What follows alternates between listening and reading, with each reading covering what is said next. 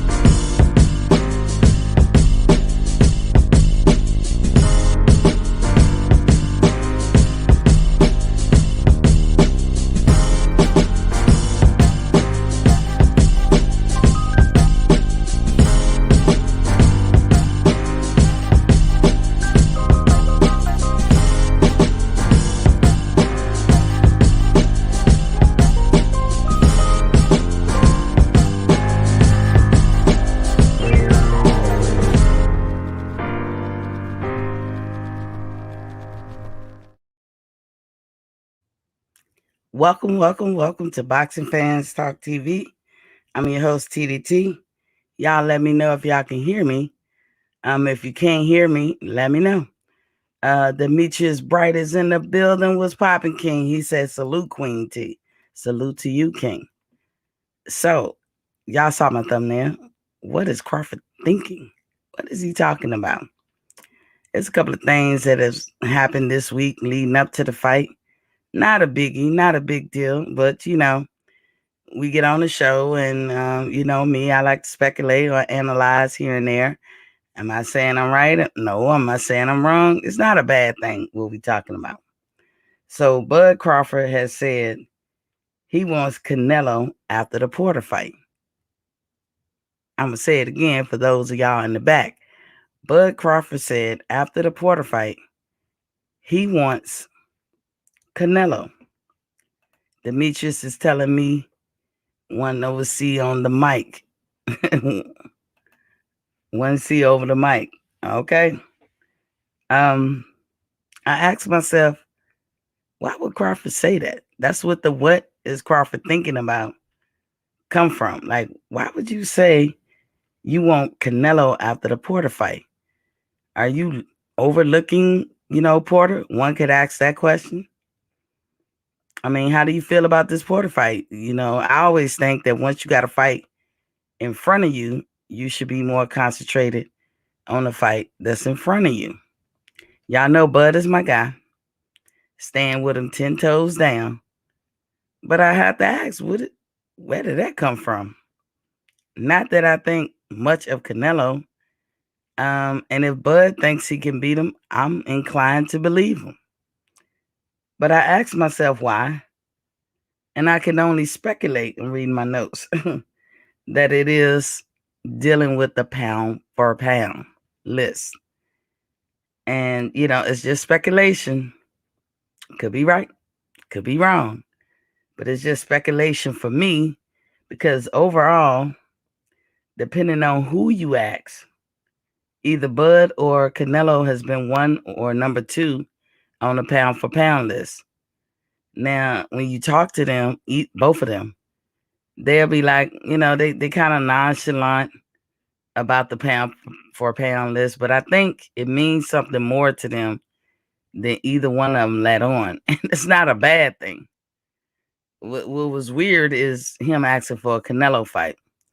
I would think Canelo is out of his reach because Canelo is fighting in higher weight classes. And I feel like it did take Bud a little bit, just a little bit to acclimate to weight classes as he went up, even though he showed and improved as soon as he got in there. When he came up to the 140 division, like he's at 147 now with no loss. So when he came up to the 140 division, he had no loss and he wound up becoming undisputed. When he came up to The 147, he had, he was guaranteed a title fight from anybody who had a title. For whatever reason, he picked Jeff Horn. I'm not mad at that. I know some probably don't understand his choice. A lot of things Bud do, a lot of people don't understand, but most of that stuff I'm not mad at. I try to judge fighters strictly on what they do in the ring. I really don't care about what they do outside the ring unless what they're doing bleeds into the ring. I want to see the best compete against the best. I mean, that's all I want to see. And Bud being the best, although I love for him to get undisputed, I love for him to soak up all the titles no matter where he go.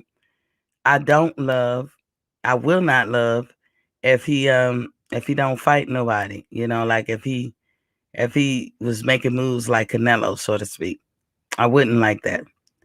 So, there's not much good decision, bad decision in his business. Maybe he's not the best businessman. Maybe to him he is, coming from where he came from. Only he can decide that. That's why I be saying I don't have an opinion. As a boxer, though, if he's a boxer, then that's where my opinion starts and ends. I can't say the Bud is out there cheating, which would piss me off, because I don't tolerate cheating from nobody. And I don't care who you are and what you mean to me. I just won't like you no more. Now, if it had came out one day that, my favorite fighter was cheating, I would take it hard. I ain't gonna lie. I would take it hard. And I'll probably be not as hardcore with them as I am with other people. I wouldn't cape for them.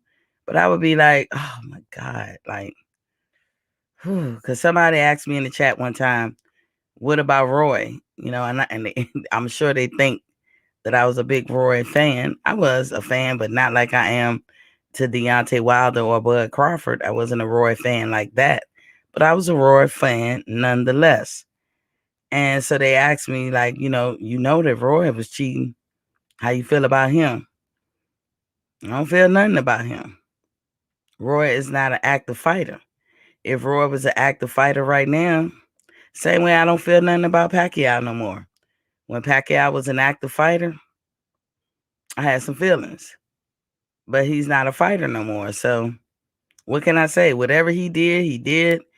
If he got away with it, he got away with it. But right now, Canelo is an active fighter. So to me, he's not getting away with it as far as public opinion and people knowing what he does or have done.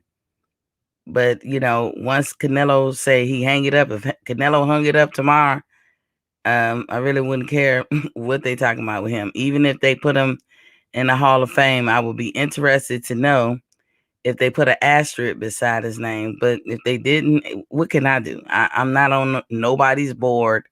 I don't control nothing. I'm just responding as a fan.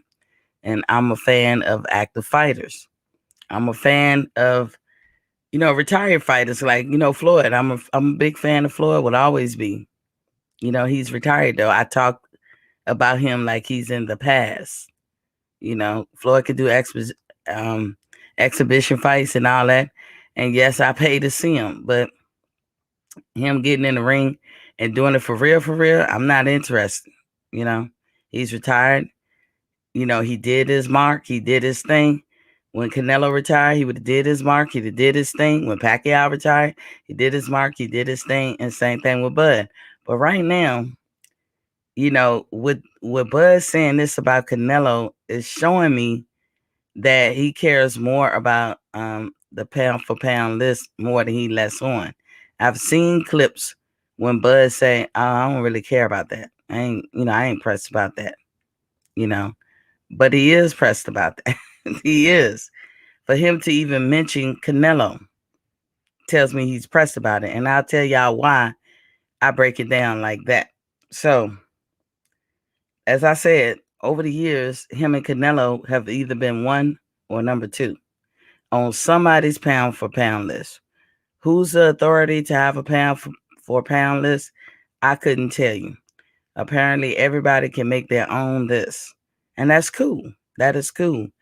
When they did the pound for pound list, I read an article where it shows how many people voted for who, and this, that, and the other. And it wasn't always Canelo and Bud. It was, they had Spence's number one.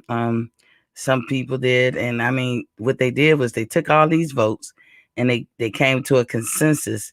And right now, Canelo is number one, and Bud is, and I'm talking like ESPN list, or powerful media conglomerates or whatever. This is how they come up with their list. They take a vote and they come up with a consensus. But for all intents and purposes, one and number two, this is what they were showing. This is how they were ranking. And that is based on their entire career.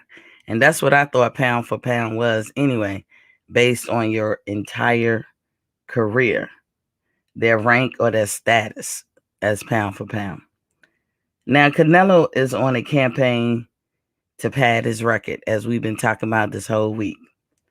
Or, one can argue that he's making moves to do just that thing. One could argue that he's trying to pad his record. I think in the past, whenever Bud was above him, what was the reason that they gave? Think about that. Think about the reason that they gave why Canelo was number two and Bud was number one. Here they go. They'll be like, Bud, 3 division champion. Okay. He was undisputed. Okay. These are things you can't really trump.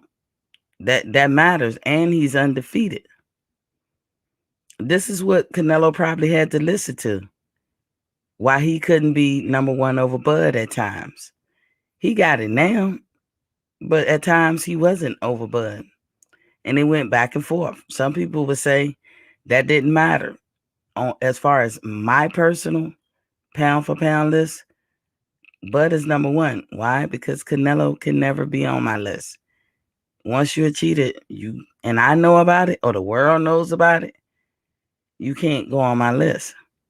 Even if I think you're a cheater, that's not enough for me to exclude you from the list. It has to come out some kind of way that you absolutely have cheated. I mean, honestly, if I Casemiro, for instance, I don't even pay attention to him. He hasn't done enough anyway to be on nobody's pound for pound, but I don't really pay attention to him. And I think that he drank the tea. I don't know he drank the tea. But if he was doing the damn thing and knocking folks out and beating everybody and just he was a big name, I would have to judge him as pound for pound, possibly. It would taste like vinegar, as DJ would like to say. It would taste like vinegar, but I would have to judge him.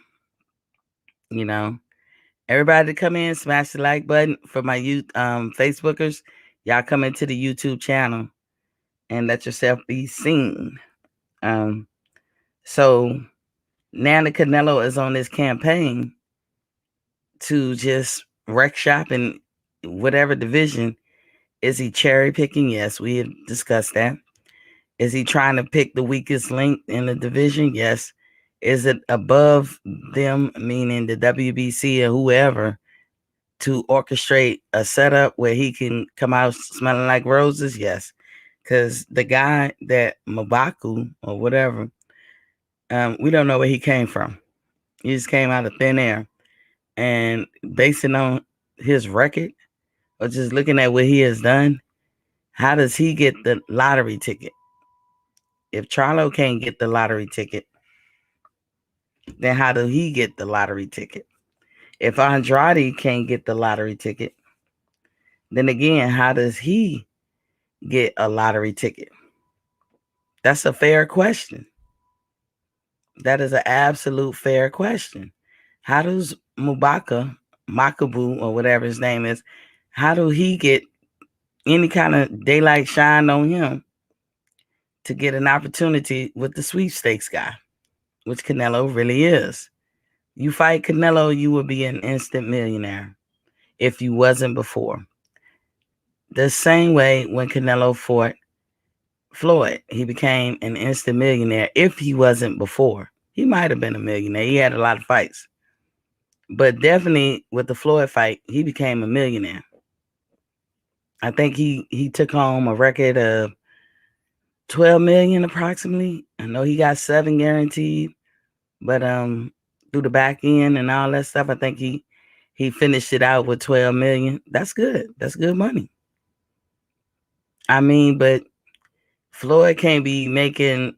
I'm just using Floyd because he's the only one who's really been doing it now. Canelo is, but it don't matter what fighter I name. They can't be making like 30 and 40 million dollars a fight, and their opponent is making under a million. That's crazy, right? You got to at least get them a big payday, like infinitely bigger than what they've ever been used to.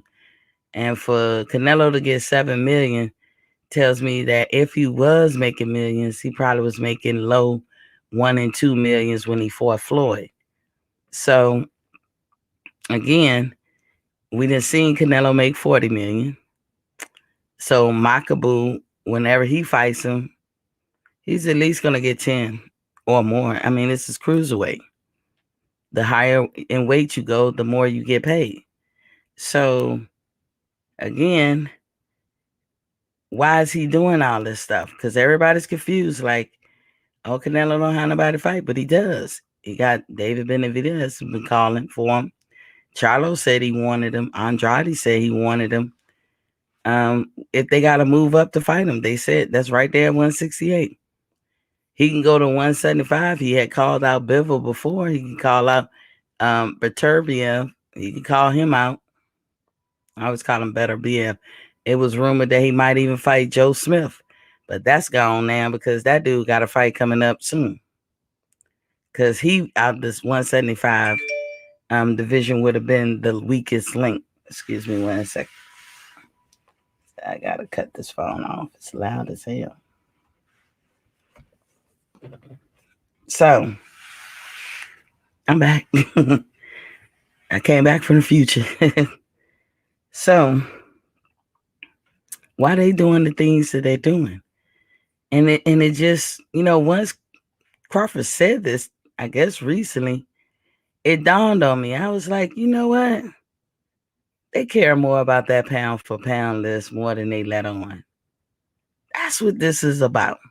Again, this is speculation on my part, but that's what it seemed like it's about. Never, ever would you put baby in the corner. I guess that's what Canelo's saying. I'm not going to be number 2 to Terrence Crawford. You're not putting me in the corner. And Terrence Crawford is very competitive. And he probably feel like I am better than you. And since you're going through these division, picking these weakest link and getting belts out the deal, me being a champion in 3 division, I can't hold that over you no more. I can't really hold over you no more that I was undisputed and you wasn't, because now you're undisputed. So now Canelo goes and get this belt from the cruiserweight. I think I hear them saying that'll make him 5 division. My question was, is he 4? Because I'm thinking 147. I think he was a champion at 160 and 168. No, wait a minute. So 147, 160, 168, and 175. That's 4. Unless he was a champion at 154. He might have been 147, 154, 168, 175. And this cruiserweight going to make him 5 divisions. Well, Terrence Crawford cannot say that. He cannot say, I've been 5 division world champion. If he could, just on paper, their record is almost even. It's almost even. So that's saying something. You know what I'm saying? That is saying something. And so when I was thinking about this and what Terrence had just said, I was like, this is about pound for pound. Terrence, you got other business to tend to in the 147. His name is Earl Spence. You can fight Boots, you can fight Virgil. But if you just going for the belts, you got to see Earl. You have to see Earl. And now you got to see Ugas, if Ugas can maintain his belt. Demetrius Bright says Canelo already a 5-time champion, also 160. You sure? Like, I thought one of them, either 160 or 154, he didn't have. But I'm going to think that he had 154, but he fought Floyd at a catchweight, right? I don't know. Because they're saying, when they report on it, they're saying that that Canelo will be 5 division if he fight that cruiserweight. That's kind of how I'm hearing it. I could be wrong, but that's kind of how I'm hearing it. But even now, if he's already 5 division, compare what he has to Crawford. The only thing Crawford can have over him is the fact that he's undefeated. How much weight that carries when you pick in a pound for pound is subjective, because everybody can have their own opinion. Everybody can, for me, it carries a lot of weight to be undefeated. It's not the end of the world, but it carries a lot of weight. Now, you can have an undefeated fighter that has 1 championship belt in 1 division against a person who've had 5 or 6 losses, but they've been champion in 5 or 6 divisions and undisputed. And guess what? That person with the 5 division undisputed is going to be number 1. But the undefeated champion, they're going to be on the list some kind of way, but they might not be number 1. It depends on the cumulative average of what people got. Now, on my pound for pound, I do not put heavyweights on there. I just don't. I'm not right. I'm not wrong. I just don't. It's just what I don't do. And I do not put cheaters on my list. So this is why Canelo really ain't no competition for Bud in my eyes. Y'all know, hence the operative word being mine. My. I don't count on people who display that they got to do extra shit like cheating just to get ahead. I can't. There's no way I can. It'll go against every fiber in my body. So Canelo can never be on my list, and that will make Bud number 1, period. But now I'm just saying, like, Bud saying Canelo, he kind of tipped his hand, and now I see what this is about. Can I be wrong? I could be. But speculation, analyzing, I don't think I'm wrong. I think this is really about how the world see them. I think it matters to them. Those are both competitive as men, and they have ego and they have pride. And ain't nothing wrong with it. It is what it is. I'm not saying any of this is a wrong thing, but now I see kind of what's going on. Canelo, he is a little bit more scrupulous. I mean, he just, I ain't gonna go in depth about him. Y'all know how I feel about him. But with Bud, I know it's strictly coming from a competitive spirit. But Canelo is competitive as well. So, like I said, I try to ask myself, why would he say that about Canelo? And that was my answer. It's more about that pound for pound list. Bud was pound for pound number 1 for a minute until this year. It seemed like could have been earlier this year that he dropped the number 2 or whatever. And then I was saying, think about it. Why did he get number 1 at times? And that's how I said, well, the division, the undisputed, and and then I said, look at what Canelo been doing lately. And I was like, he padding his record. And on paper, when y'all make up y'all list, y'all could be ESPN or y'all individually. Y'all gotta look at the record. Y'all gotta look what's on paper. And on paper, both of them they up there. And you can go back and forth, back and forth, back and forth. You know what I'm saying? With both of them. So it's just a plausible guess on my part. This what this is about. Demetrius Bright said, nah, you right, Miss T. He is a 4 division champion. Oh, no problem, King. I could have sworn that that's how I heard them try to couch that, like, oh, when he get that cruiserweight, he gonna be 5 division. Okay, so that's what it's not like I follow him that great. Once he became a cheater in my eyes, I really don't follow him unless he's fighting somebody that I like. So like I bought his last fight, but I didn't buy none of his fights before that.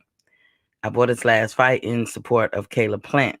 And I was hoping against hope, but that didn't happen. That didn't work out. So one could speculate that the pound for pound list means more to them both than they let on. And that's that's a little nugget. Because when you ask them, they be like, nah, shit, I really don't care what y'all think of me. Shit, I'm just me. I'm gonna do me. I don't move because of y'all move. But it makes them human. They do care. Bud, you do care. Um, Crawford referenced Floyd Mayweather's fight with Canelo and him not getting the credit. He and saying all of this stuff, Crawford referenced that. He was like, you know, look at Floyd. He fought Canelo. He ain't get no credit. Basically kind of saying, if I fight Sean, I ain't gonna get no credit. This fight with Porter, he might have a point. I don't know.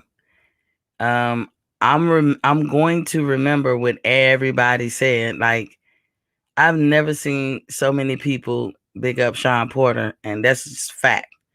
I have never seen everybody big up Sean Porter like they doing for this fight. And I think it got a lot more to do with their hatred of Bud than it is Sean, and that's just my opinion. It's just my opinion. Sean is a good fighter. He is. He wouldn't be a fighter that I would emulate or teach anybody to emulate because he has his own style. I say the same thing about Pacquiao, and that has nothing to do with Pacquiao cheating. I just think some fighters you wouldn't want your fighter to emulate, but in truth, you want your fighter. Only thing you will want your fighter to emulate about any fighter is how soundly do they understand and grasp the fundamentals. If you know how to throw a perfect jab, if you know how to throw the straight right, if you know how to stand in the proper stance, if you know how to parry, if you know how to slip, if you know how to do lateral movements, change angles, spin somebody around, all these things, you know, you will want your fighter to emulate another fighter if they do it well. But that personal stank that they put on their abilities or their capabilities or whatever, you really can't teach that. And Sean Porter might can throw a perfect punch. He might can actually box well. I just can't say that when I see him, this is what I think of. I think he fights wild. I think he's the best pressure fighter ever, in this era anyway. If not the best, he's one of the best pressure fighter. And that's what he does well. He puts so much pressure on you and he doesn't let up. That I give to him. He's relentless like that. And I like relentlessness, because for a time, at first, I liked Sean Porter way back before Kell Brook. As time moved on, I stopped liking him as much because I don't see boxing as much. I see football. Like, he's tackling you. He's just, it's just like a brawl in the street. And I'm interested in the boxing match per se, more so than the brawl in the street. And so when I look at Sean, I'm like, he just really don't impress me. Nothing personal. But I will say and give it up to him, better than Errol, better than Crawford, better than Boots, better than a whole lot of fighters in his division. Pressure wise, he a beast. It's not like what I can't look at what he doing and say what he doing is illegal. But he uses his head. That's not supposed to happen. But I don't think of him as using it like totally blatantly and on purpose. But whenever any of them guys get in the ring, anything liable to happen. An elbow, a headbutt, whatever. The way he comes at you, he not gonna give you time or a second to think. That's good for him. It has worked for him, but it might be bad for him as well, because you can run into something, and we all remember the knockout from Marquez to Pacquiao. Pacquiao was doing his normal and rushing in like he normally do, like he was hopping, and Marquez timed him perfectly. Pow! Knocked his ass out. Knocked him out so bad, we thought he was in deep trouble, like he was really, really, really hurt. So that can happen to Sean Porter too.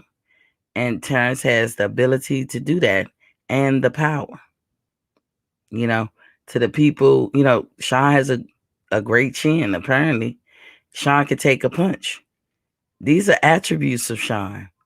These are things that Terrence got to worry about. So when Terrence is talking about Canelo, I'm like, dude, that part of Sean is what you got to worry about. Like, why you worried about Canelo? He ain't even in your weight class. Why you thinking about him?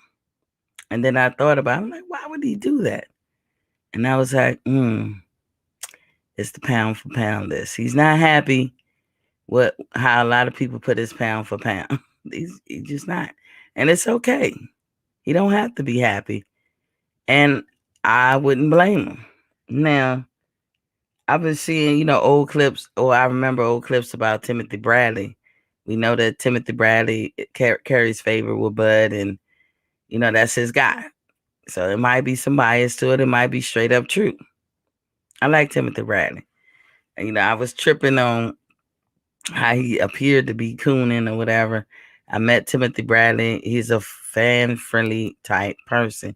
He would sit down there and talk to you. He would sit down there and give you pointers.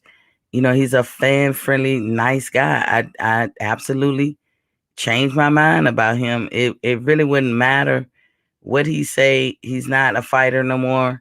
So, and he has to say something blatant. Like when he said something about Deontay, that got to me, because y'all know how I feel about Deontay. Now, that's all bias on my part. It's all bias over here when it comes to Deontay. I'll admit it. I just felt like the other black fighters out here in the boxing world, y'all know why Deontay gets shitted on. You shouldn't join in. That's just how I feel. If he was just getting shitted on for his skills, or the moves he making in these streets, like, avoiding people and being scared and fearful, I mean, it is what it is. But y'all know that man is getting shitted on because he's unapologetically black. And for any black man to jump in on the bandwagon, I can't. And that's why I was mad at Timothy, Andre, and a couple of other folks. But having met Timothy Bradley and see his disposition and see how he carries himself and how he purports himself, I can't do nothing but have respect for the man. So even if he say something in the future I might not like, I just be like, oh, Tim, that's just how I'm gonna be. That's a good dude right there. That's I don't know what he has to do for me to take that back. But as long as I'm a woman, I can change my mind at any time. But I went from liking him to not liking him to back to liking him. And that's, because I liked him when he was active as a fighter. And then as a commentator, some of the stuff he said I didn't like. But now I'm back to liking him. And that's because of me personally meeting him. I could tell you he's a fan-friendly person. He's willing to give, his intent. Like I said, I judge people by their intent. That man has good intent. So I have to look at him differently. But he said something that made me say, Timothy Bradley said something very logical about the pound for pound list, period. And it made me go, for real, for real. So he basically said, and I ain't going to quote, sorry for the futuristic view. I'm not going to quote, but he basically was saying, if Bud is number one or Bud is number two, overall pound for pound. Like just, and pound for pound overall, meaning they judging him by his career, his whole career, everything that he did, as well as the other people on the list. They judging everybody by what they did in their career. So if Bud is registering at 1 or number 2, then how is it that he is not number 1 in his own division? And I had to think about that. And I was like, damn, okay. That logically makes sense. Worldwide, you're number 1 or number 2. But in your division, you ain't number 1. Then I asked the question. I said, well, I picked Errol Spence to be number 1 in the division because he has the most hardware. That was easy. He got more belts than Terrence. So suffice to say, he should be number 1, right? But Timothy saying that was so logical. I can't even refute it. I can't even argue it. I was like, wow, you don't say. I ain't think of it like that. I didn't think of it like that. And he convinced me to look at it differently. If you number 1 or number 2 worldwide compared to all fighters in the world, then how are you number anything but number 1 in your division? That was a good logical statement right there. And I still think about it because I know why I picked Earl as number 1. Then I asked the question, when did we start doing pound for pound for individual weight classes?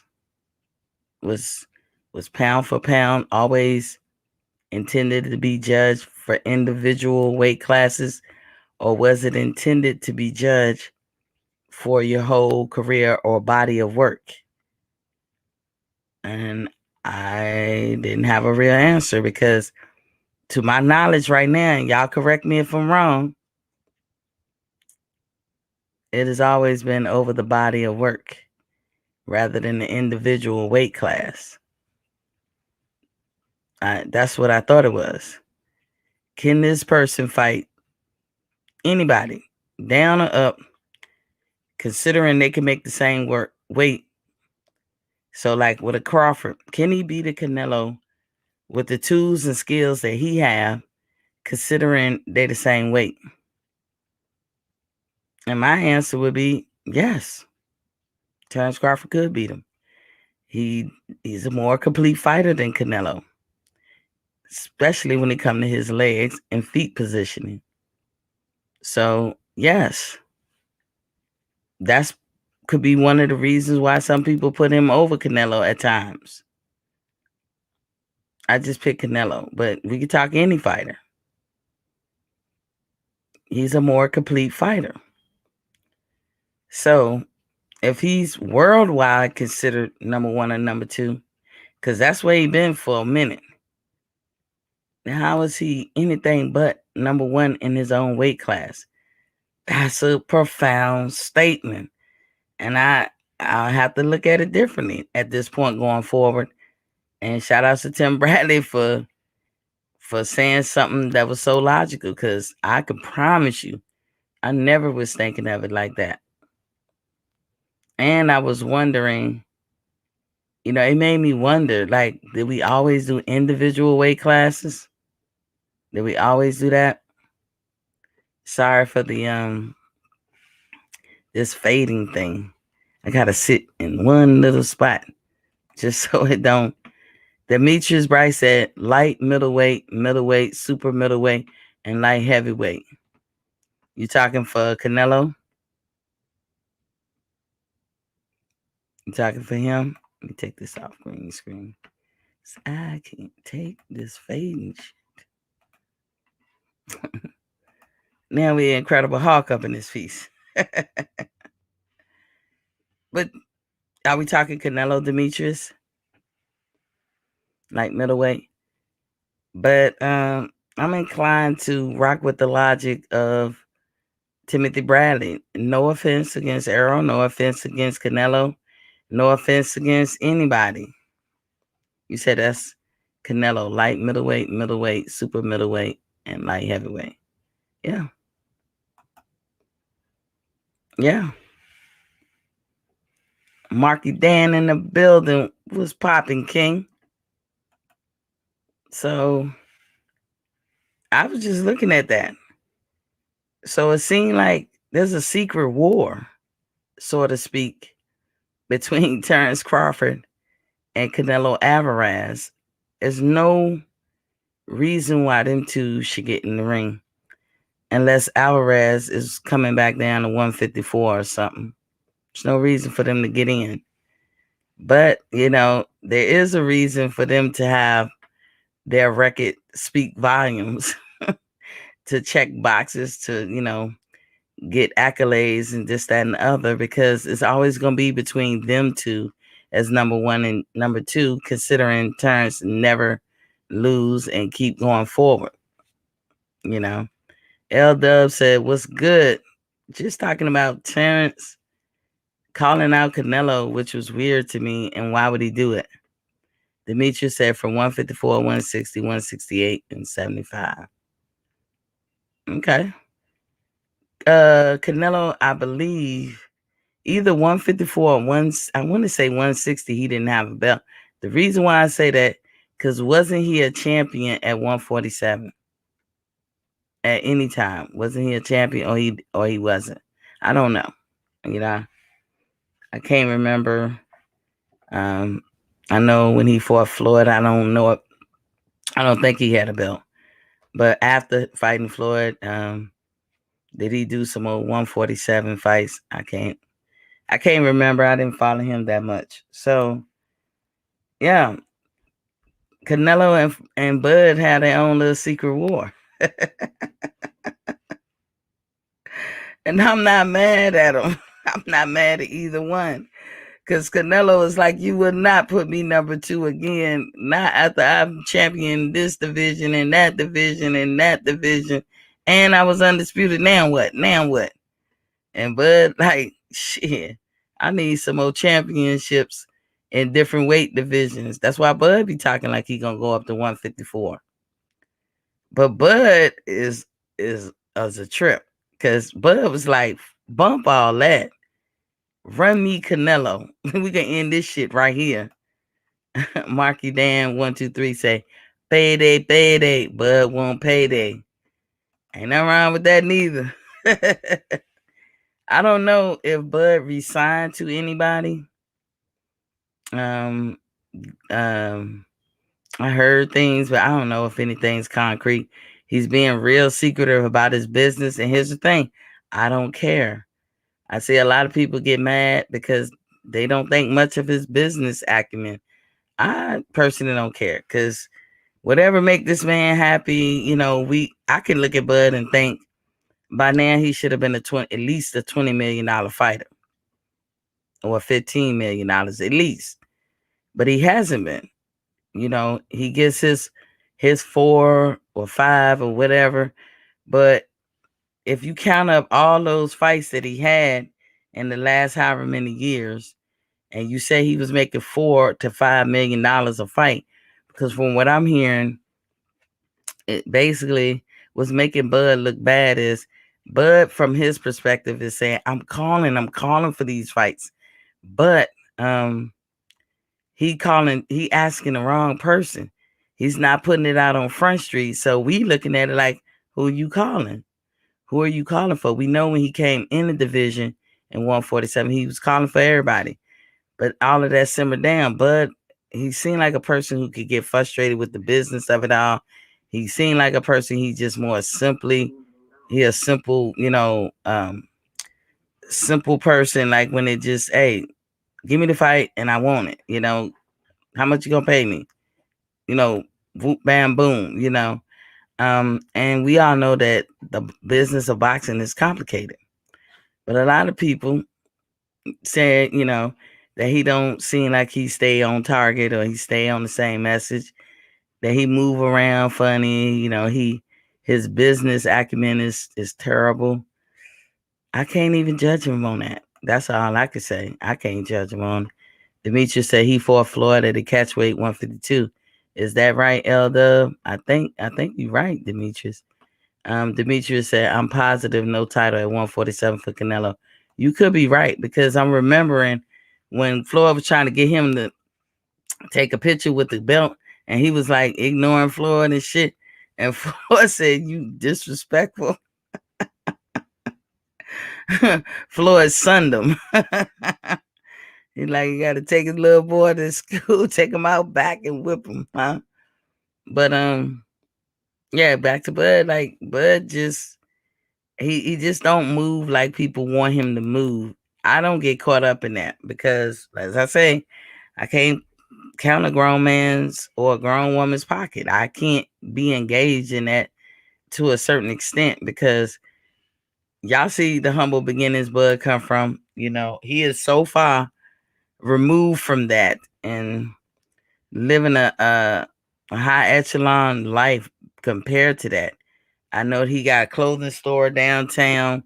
His sister ran or something where they selling his merch, and whether they sell or don't, I think that store will be open. What's positive about it? She will learn how to run a business. She's running a business. She gonna get paid regardless. I think Bud's priority on things is different from a lot of fighters. Doesn't make them better, doesn't make them worse. And other fighters' priority on things don't make them better, don't make them worse. But Bud is he's definitely at war with his opponents or future opponents, but he has a secret war with Canelo. And right now, if you put Canelo on your pound for pound, I don't got nothing to do with what you do for your list. If that's who you want to pick, I can either agree with it or don't. Now, for me, Canelo is nowhere near my pound for pound list. He ain't on it.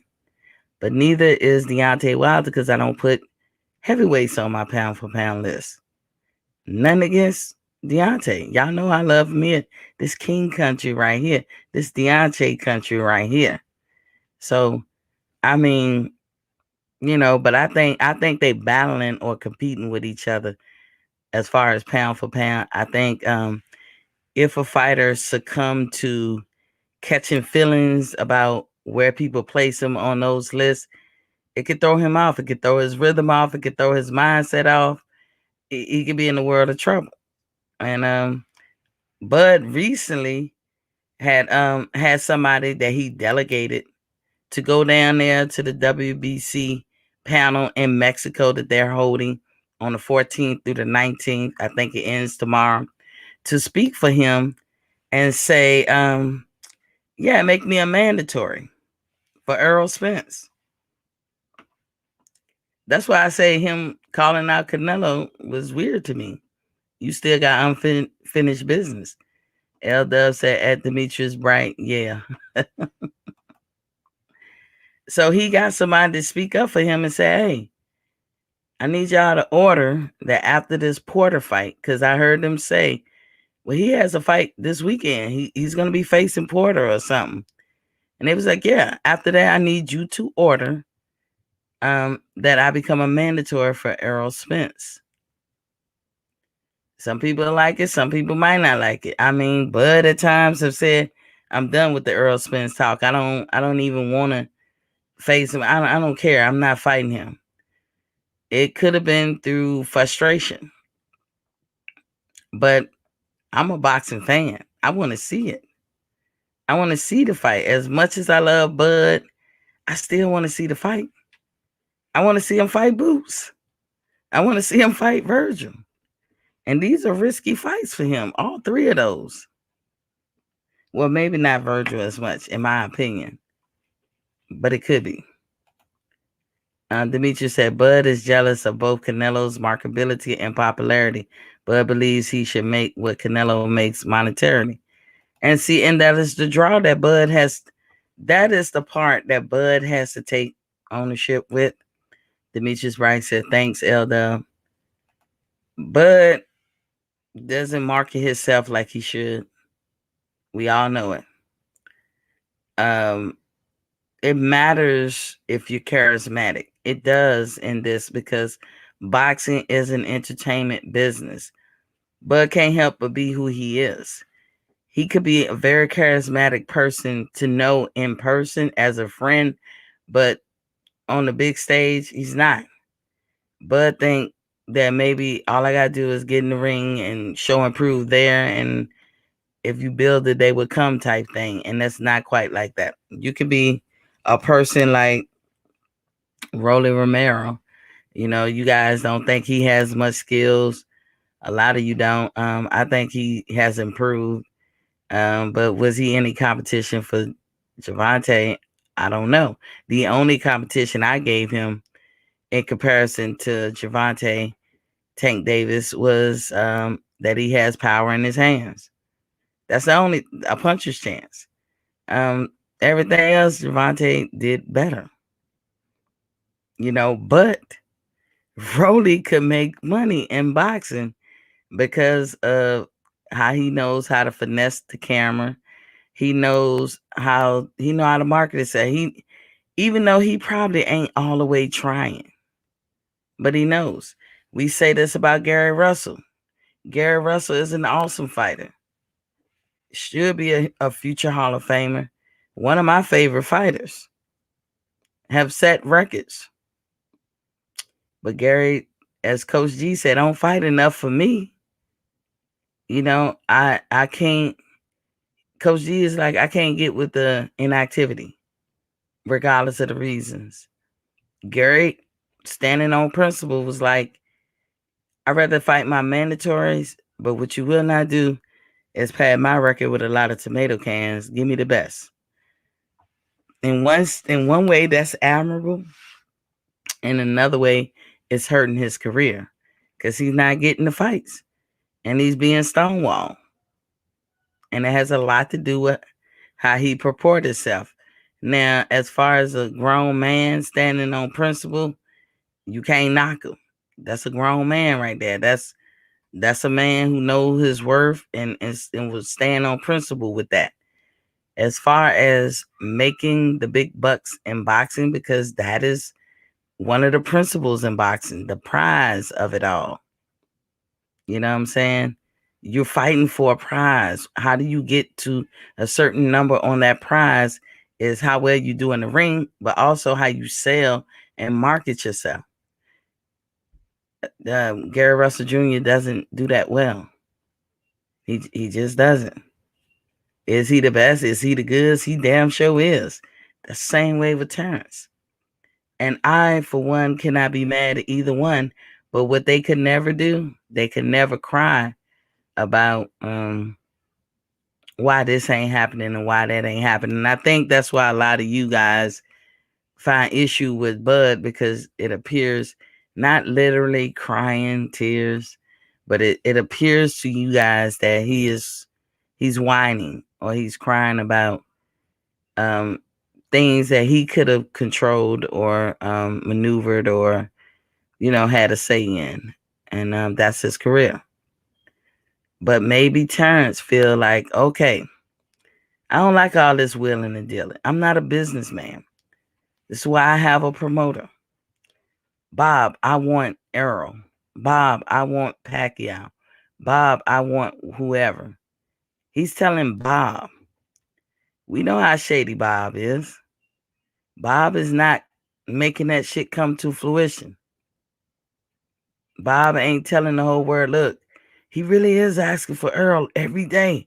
It's everything I could do to make him not ask for him. Bob ain't saying that. Bob is acting like he hear him and he ain't saying nothing. And I actually heard, I don't know how true this is, but I heard that every time, who was at this? Was it Shelton? I'm talking about like I think he said it on my show.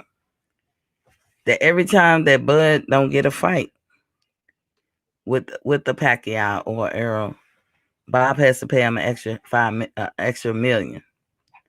So if that's true, then Terrence, every time he fights, He's been getting 4 at the least, or more, $1 million, like 4 million at the least, 5 at the most. Did he get 5 when he fought Amir Khan? I thought I heard about that. And Amir Khan got 7. They could say, "Bud, you stupid, man. You know how the fuck you getting paid for a measly $4 million? You a 15 million, $20 million fighter."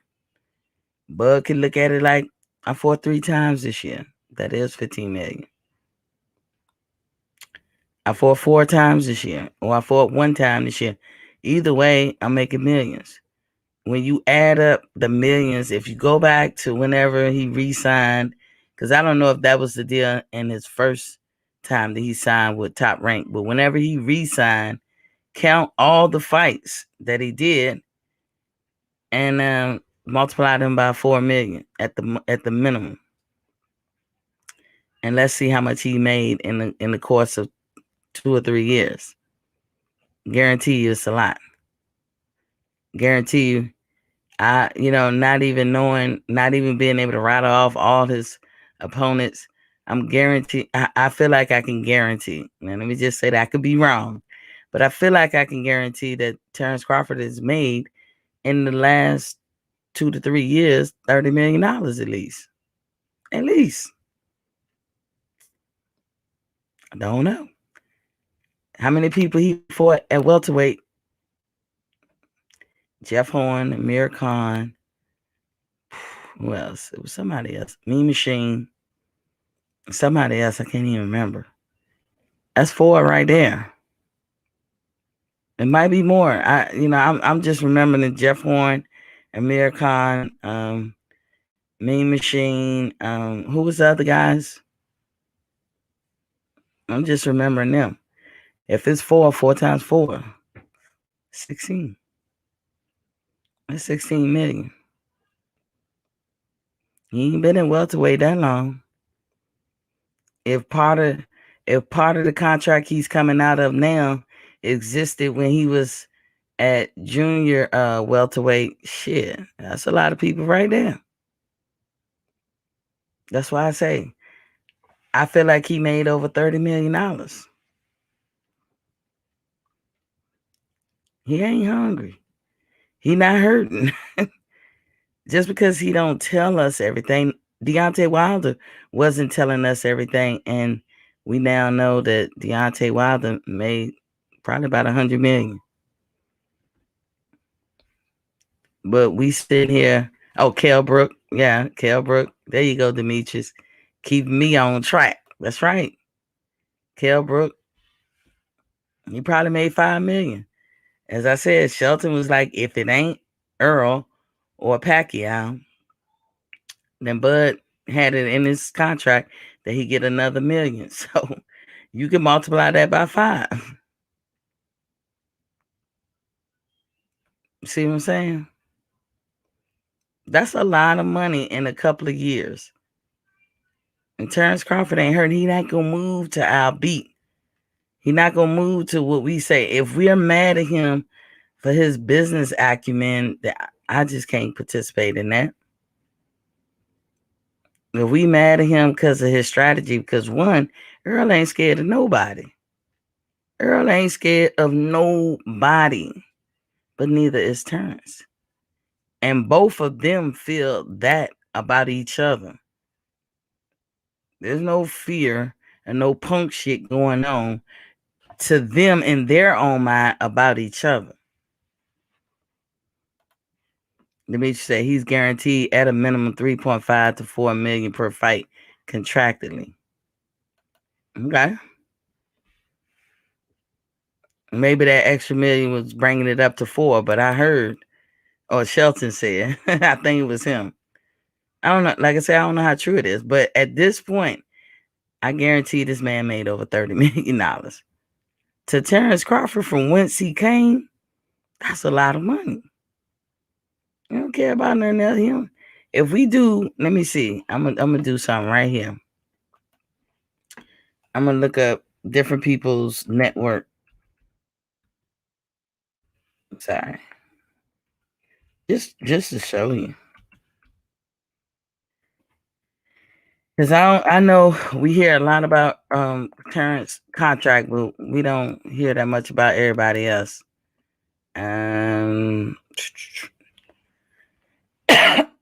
Sorry, y'all. I could not. No, the one fighter I was trying to look. I was trying to look up Errol Spence to be exact. To look up his network, and maybe I looked at it on the wrong browser. If y'all know it, let me know.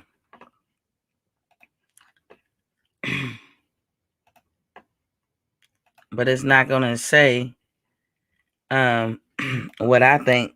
I'm thinking Earl got $15 million a fight. You know, I'm guessing he's worth at least 50 million. I don't know. That's how I see Earl. I could be wrong.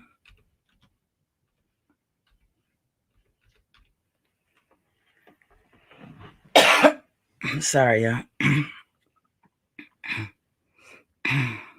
Anybody know that answer? You know what? I don't know why I have a hard time. Like if I'm not looking for it, I'll find it. But whenever I ask, I never see it. What y'all think Earl Spence is worth? 50 million? Is that fair? Is that fair?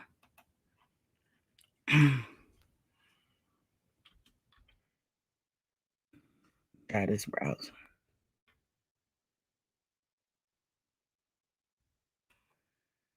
Because what we be thinking they worth, don't it says 8 million. What is his net worth?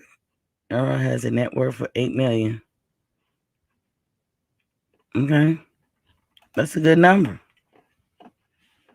That's what I just looked that up on Google.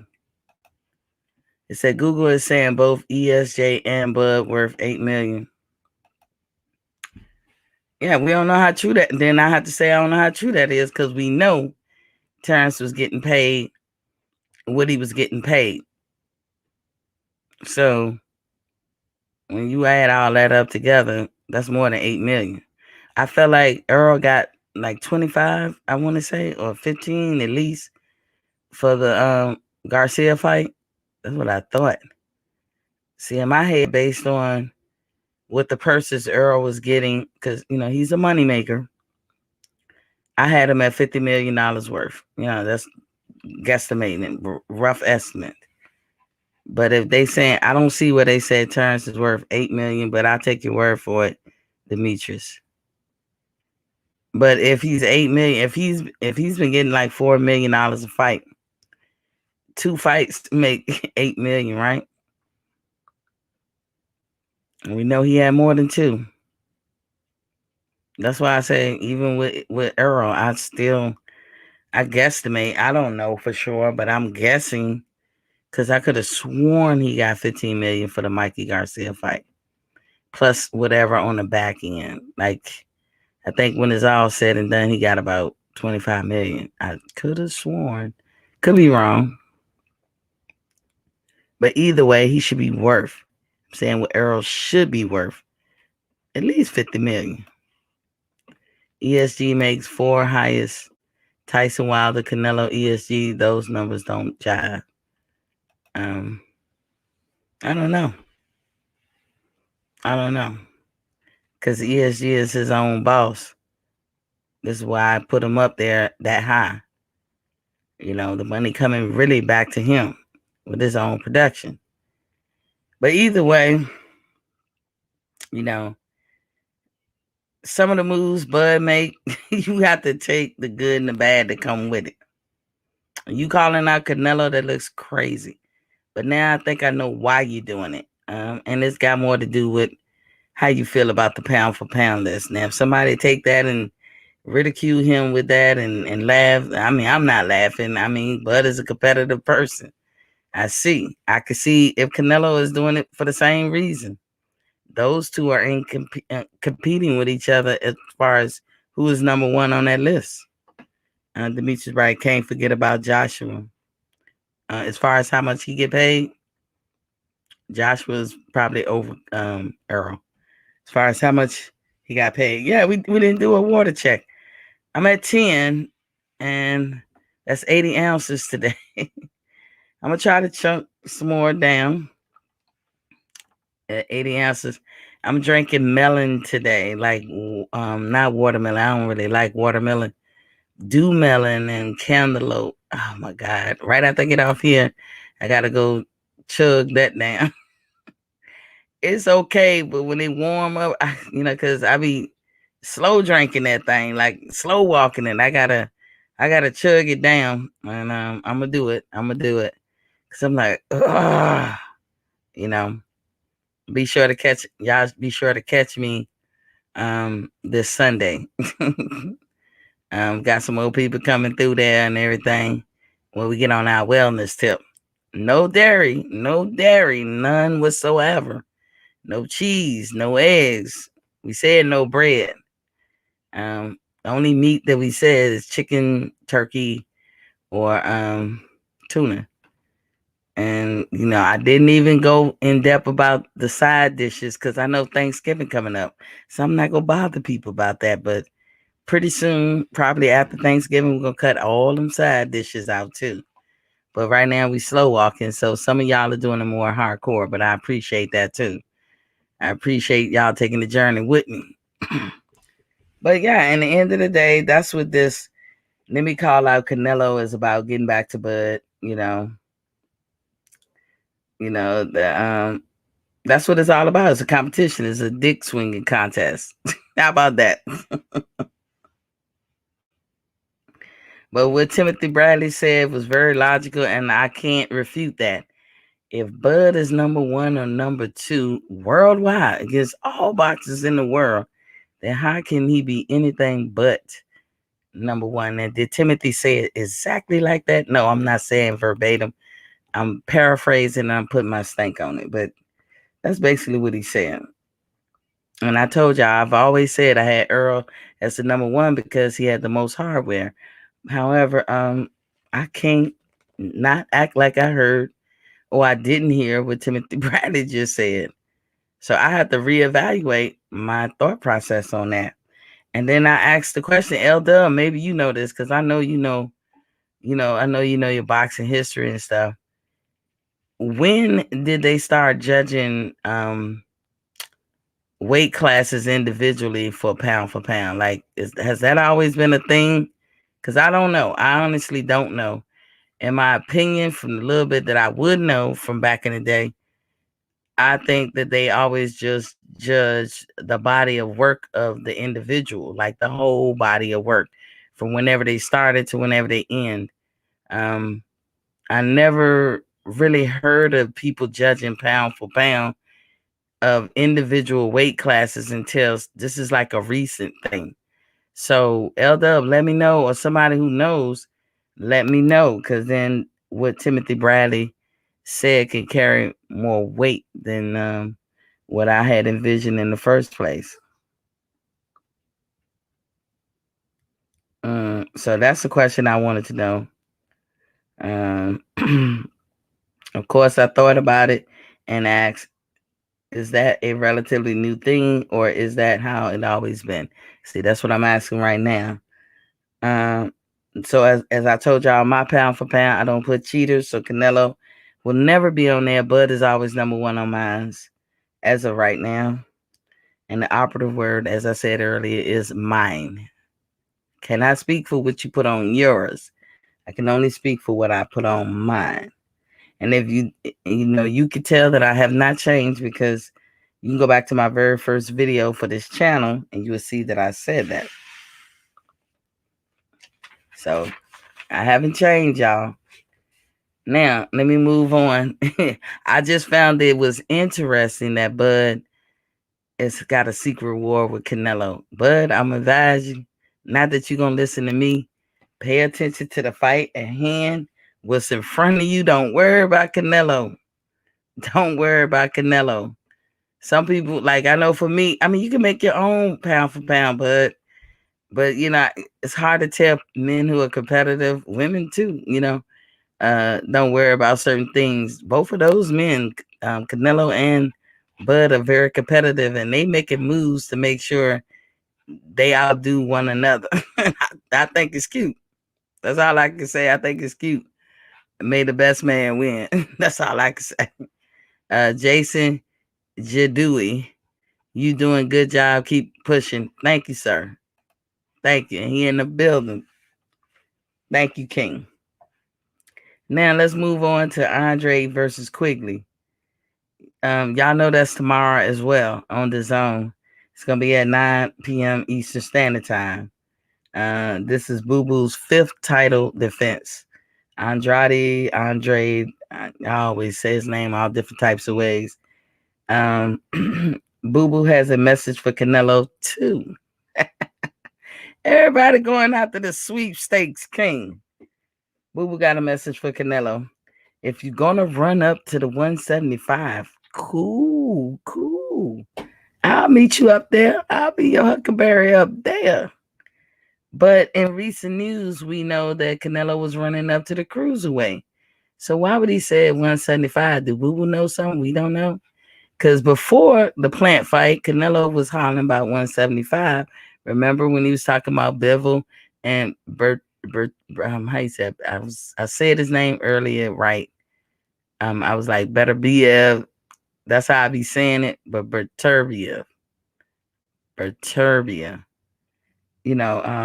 Canelo was hollering about those guys before the plant fight. Canelo do a lot of smoke and mirrors.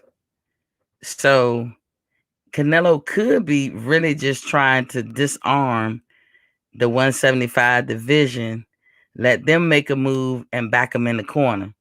I don't understand the cruiserweight, but if he picked Link, because that guy, as I told y'all before, in my opinion, it could be so much that they set it up so that guy can get a belt so that Canelo could come take it from him. Because from what I can see, this guy is no competition for Canelo, even though he big as hell. Canelo will probably destroy this man. It just look like it. This man has, you never heard of him, and that's for a reason. So it could be something like that. This is what makes me not be endeared to Canelo as a fan. I can't be a fan of his. I can't with these type of movements.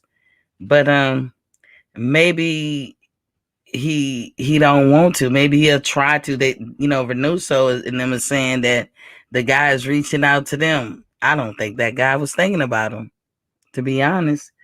But put yourself in that man's shoes. Makabu, or whatever his name is. You just hit the lottery ticket. Shit, if Canelo act like he want to fight me, I'll get up in that motherfucker for about a minute. I'll ask around. I'll make sure I know the answer to this. How long I gotta last in this ring before y'all gonna cut me a check? And they might be like 30 seconds late. Fine.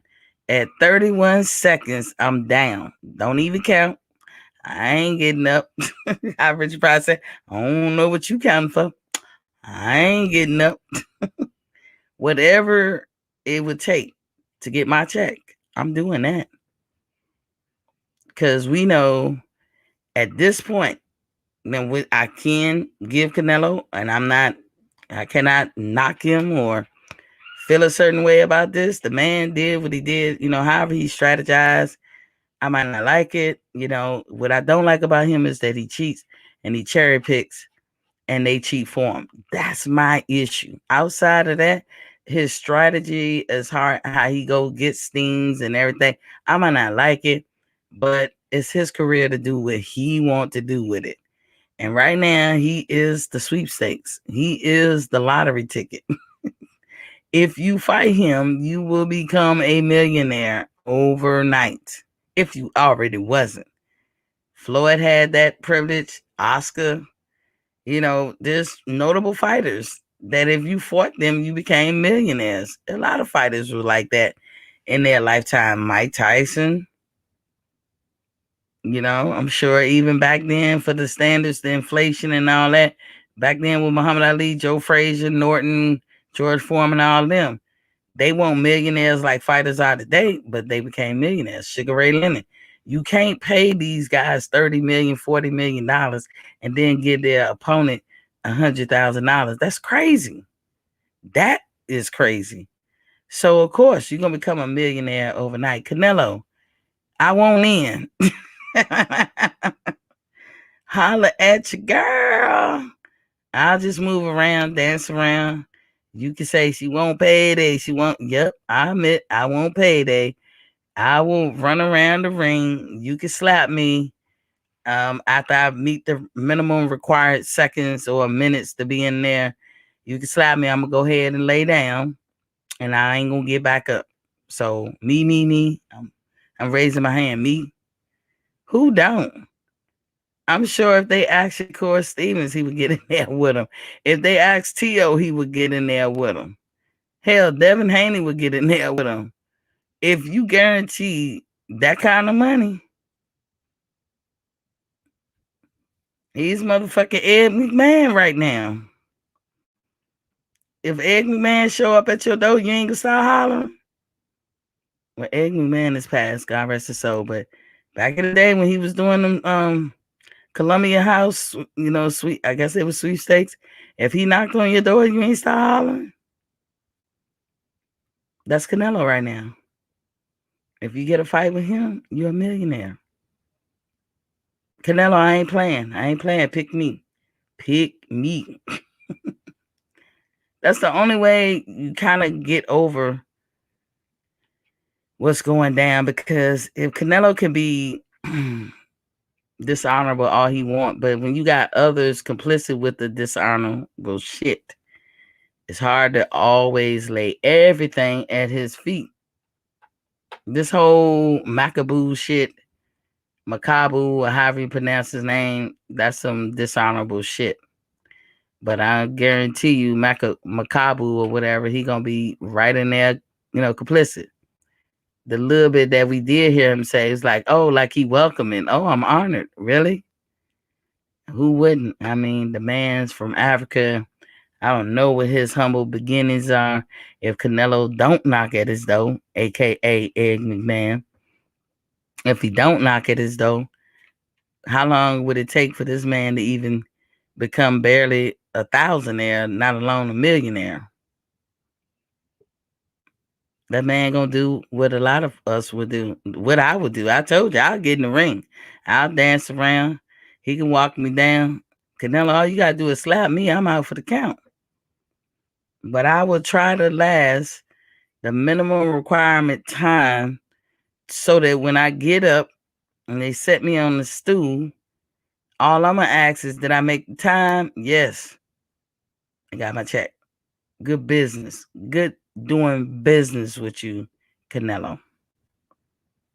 That's not gonna help your legacy, but you the sweepstakes guy right now until somebody knock you off your throne. Do I think that Bud was serious about challenging him? I do, because Bud is that type of guy. Boo Boo wanted. Boo Boo been asking for it. And that's his message to him. Hey, you go up to 175. Hell, I follow you up there. I'm tired of this shit, Ike. I'm tired of this shit, Ike. That's what Boo Boo's saying. They'll follow you up there. You'll be your Huckleberry. But I doubt if Boo Boo will follow you up to 200 pounds. Maybe he will. I don't know. Boo Boo's a millionaire, by the way. The same amount of money y'all say Earl is worth. Y'all say he worth $8 million. Boo Boo is too. Last time I checked, he was worth $7 million. So none of these guys hurting, but who don't? Now you got to say what they really fighting for: the legacy, their ego, their pride, which means something. That shit has value. That shit has value for Earl. That shit has value for Crawford. That shit has value for Boo Boo. That shit has value for Benavidez. However, Benavidez, the only thing I don't like about you is you're unreliable. I cannot bet the farm on you. You lost the belt twice for shit that you did. Have you repeated those offenses? Nah, you haven't. Is the jury out whether or not you will repeat those offenses? We don't know. I cannot speak intelligently, nor do I want to, on that man's so-called drug habit, but he had one, and he lost his belt. And that was unfortunate for you, and you, such at a young age, you shouldn't even had that. But I'm going to take your word for it that you got yourself over that. But I take, look, every day to go past, we're going to trust but verify. And then you lost your belt to the scale. This past the other weekend, you was over 168. Never mind that they let you. Never mind that it was okay. You should never ever show the world that you got that problem, because you make people second guess you. You'll win those belts and lose them, just like you did the others, and that's what people think. Canelo don't really have to take you seriously, because from you losing your belt on the scale and for that other situation, he can look at you like, nah, I can't even risk, taking you serious. You're a risk to my brand. He could be feeling that way. Is it right? No, he should give you a shot. I do believe he should give you a shot. But do you believe you need a shot? Do you believe that you can hold it down? You 24. Can you hold it down? That's the question. Charlo, you finally saying you want to come up. All of y'all, it's just a payday. Ain't nothing wrong with that, though. Ain't nothing wrong with that. Canelo saying payday. Y'all should, when he said that, y'all should say fucking right. Amen. Can the crowd say amen? That what y'all should say. Turn around to the media and say, can the crowd say amen? Because that's what it is about. Now, Canelo team claims that cruiserweight thing is serious. Yet Bud and Boo Boo, not to mention Benavidez, is calling him out. And out of the three, Boo Boo have vehemently been calling him out. Benavidez has given him way too much respect. And Bud, this is new. It's also confusing and it's speculative. What's the real reason behind it? I say it's the pound for pound list. Bud, I love you, but I say that's what this is about. Quigley feels he has something to say about that, as well as Porter. And these are the opponents that Andrade and Crawford is going to be facing this weekend. They say they got something to say about it. Don't count them out. Don't look past me. In other words, I would say Boo Boo and Bud better focus on what's in front of them and don't worry about Canelo until later. Benavidez is wide open for you. You can talk shit and swallow spit. But if you come up there trying to get his man respect, he ain't going to listen. Won't you take a page out of Caleb Plant's book? Stop calling him a cheat. Call him a motherfucker. Canelo knows you're not talking about his mama, and you can throw that caveat before you say it. But like, look, dude, I'm talking about you and only you. I'm not talking about your mama. And you know I'm not. You've been in the States long enough to know you're a straight up motherfucker. That's how you should say it. You're a straight up bitch motherfucker, and I'm calling your punk ass out. Da, da, da. You gotta go. You gotta go hard on him. You gotta call him a cheat. He don't like that shit. He'll be like, he'll turn to Eddie Reynoso, make the fight. I was born for this. Make the fight. That's what he gonna do. You gonna get under his skin so bad. But y'all future opponents or wannabe opponents, y'all can't be scared to get under this man's skin. Because apparently he reacts to that shit. Y'all better get under his skin. Worst case scenario, you lose the fight. But you become a millionaire. Shit, I can live with that. Like I tell you, I will jump in there for you. I will dance around for a minute to even get a modicum of what y'all getting paid. Hell, you can give me $1 million. I go in there for 30 seconds. So y'all better boo boo you wide. I mean not boo boo. Benavidez you wide open. Take the kid gloves off and dig in that ass. And like I said, take a page from Caleb Plant's book. Y'all better get on it.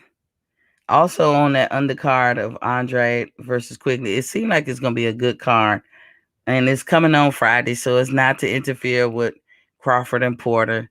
Because if it was Saturday night, because in some future fights it's like that, Andre, I guess I wouldn't be seeing you because ain't nothing gonna deter me from that Porter, Crawford Porter fight.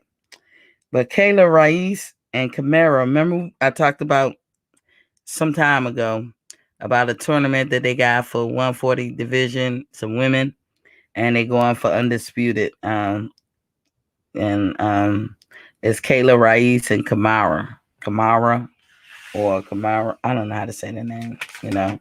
But they gonna be fighting. So it's gonna be a women fighting, women boxing on the undercard. And Troy on boxing section said, let's stop calling it women boxing. It's hard, but it's like I'm gonna try, and I just messed that up. But Kayla, which should be evidently clear, which she is, and her opponent will be fighting on the undercard of Andrade and Quigley, and it looked like it's gonna be a good fight. That's gonna be on the Zone again at 9 p.m. I think on the Zone. So if you have a subscription, you'll get to see that fight. Joe Smith Jr. versus Callum Johnson. They agreed to a January 15th fight, and that's gonna be on ESPN. And why I'm even bringing them up is because Joe Smith was the weak link, I think, at the 175. So I think that was the guy. Joe Smith, he has one of the titles at 175, right? So between Bivol and Berterbiev, he's probably the weakest link. And I remember Canelo was eyeballing him, and now we know that Marcus Brown and is it Bivol? Shit. Is it Bivol? Y'all, who is it? Berterbiev or Bivol? Marcus Brown got a fight coming up with one of those guys. And so Canelo got to think about, do he really want to go up in that 175 division? But Joe Smith Jr., I'm sure he want to fight. This is a white guy. Not sure if he's from the States. He may be, but Canelo feels like he's the weakest link in the 175 division.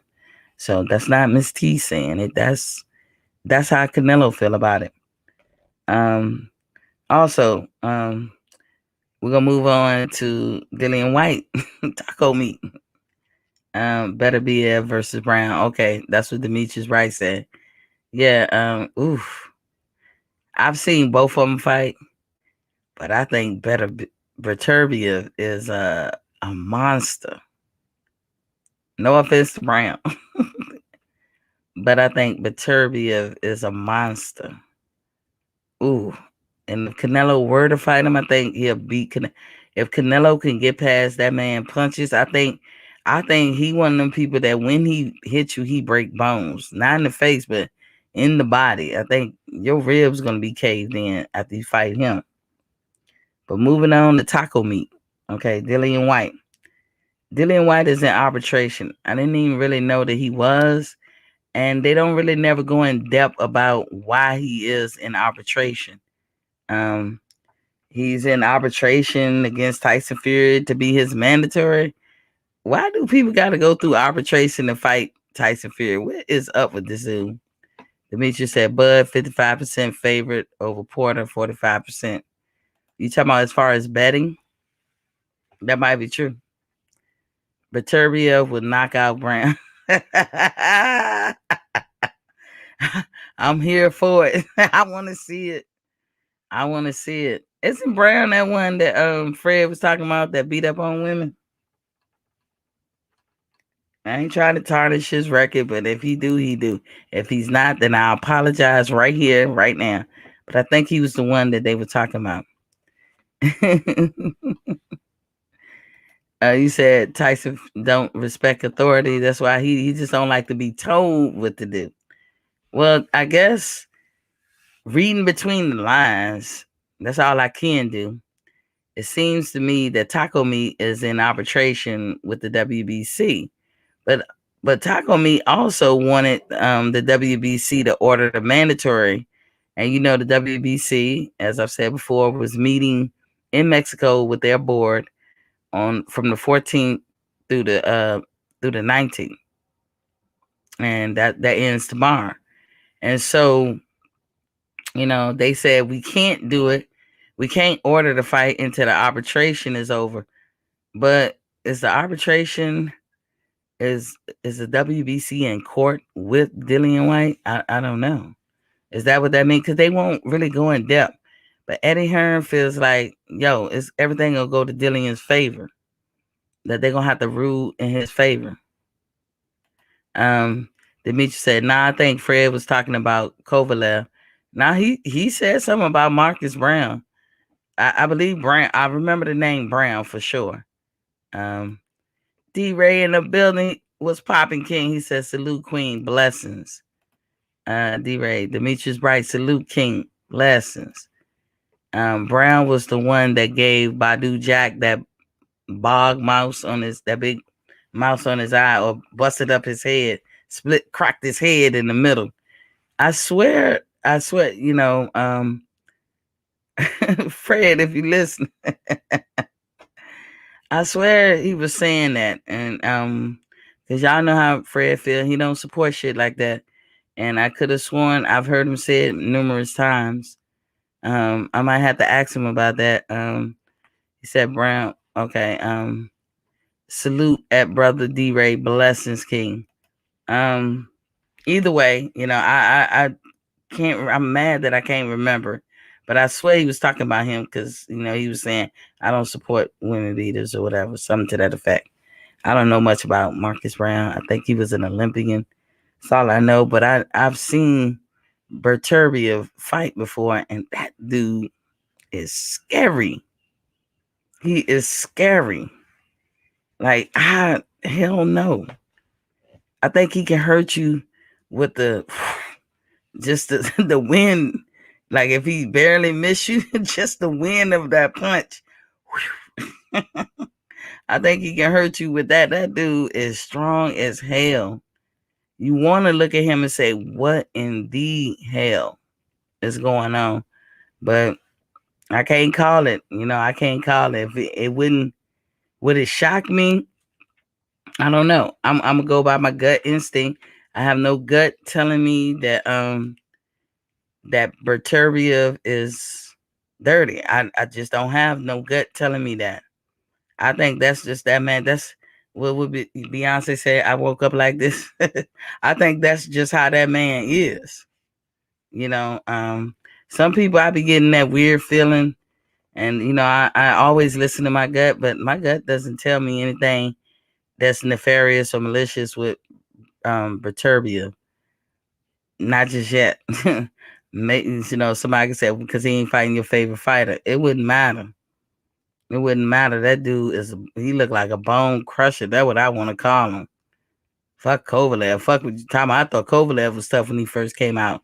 But between Kovalev and Berturbia, nah. Kovalev is a punk. But back to Taco Meat. So they got an arbitration basically trying to get Fury to go ahead and agree to this fight. And Eddie Hearn is saying he understands why the WBC didn't order the fight because of the arbitration. But right now, he feels it's a 55-45 split, Fury's favor. But Top Rank is saying, shit, any moment now, even if they agree to it, it should be an 80-20 split. Demetrius said, I stand corrected. Brown has been arrested twice for domestic violence, so Fred probably did mention something about him. I thought it was him.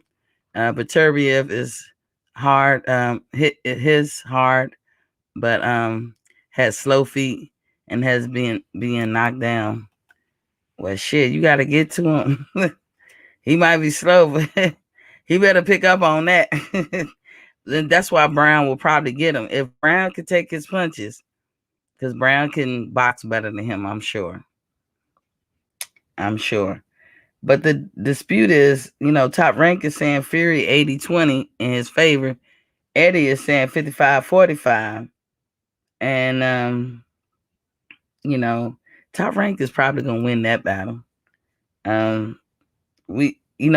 got a good reason. They said, because we don't know or really care about taco meat. We don't know him in the States. Where they going to sell that shit? Tyson Fury cannot fight in the UK as of today. As of today, he still can't fight over there. If you go to Dubai, we don't care. Even if AJ went to Dubai, we don't care. Taco meat, we don't really care. It's more to do with your opponent that's gonna make you sell out arenas, or we come buy your shit. Maybe in England you make money, but in the States, we don't care. We don't care. Now, what I do care about is that I told y'all before, when it comes to Fury and taco meat, and I don't really like taco meat, but he probably could beat Fury. As some of you guys have said, Fury just got Wilder's number. Maybe, maybe not. Maybe, everybody, the stars lined up just to make sure that Wilder didn't get his just due. But with taco meat, gaining a lot of weight is not going to help you, Fury. That won't help you. This man walk around chilling, like, doing a little exercise, trying to stay a little busy. He walk around like 250 something. You was 280 in the Deontay Wilder fight. If he wanted to gain more weight, he could. I'm talking about taco meat. You being 40 pounds over, 30 pounds over, or whatever, you might want to lose weight because he can box. Taco meat can box. He can move around. He can box. If you want to say technically as a boxer, he can, based on what people say they see, you can say or arguably say that he can box better than Deontay, like just the fundamental skills of boxing. Can he beat Deontay? Hell to the no. Never concede to that shit. But Tyson, he can box. So can you. He's a cheater. So are you. Who can cheat the best? That'll be the question. That's a big boy. So you a big boy. So whatever strategies you use to beat Deontay might not work with him. And him as an overall fighter probably just cannot beat Deontay. So, I mean, that's interesting. Two cheaters, have at it. That's what I say. Have at it. But I think the argument is who's going to get the biggest split. Now, Tyson Fury is walking around like he really don't want it. He don't want to fight. He's probably tired of this shit. He's not one to defend his titles. He only defended his title one time, and that was with Wilder, the trilogy. Tyson Fury could drop that belt any moment, any day. Because as Demetrius say, he don't also like to be bossed around. He don't like to be dictated to. He's a typical gypsy. And I don't say that racially. That's, it's typical of them. They don't want to be held to no standards that's not made by them, and follow no guidelines and rules that's not made by them. It don't matter what country you in. When you find gypsies, this is the overwhelming mantra of their clan. They don't like to be dictated to. They don't like to follow rules and guidelines. In fact, they do everything they can to skirt all of that. So, that's Tyson. It is what it is. But it's funny that they went to the meeting and said, hey, can you order the fight? And they in arbitration because they want them to order the fight. That is the weirdest shit. So they got to wait till the legal part of it is done.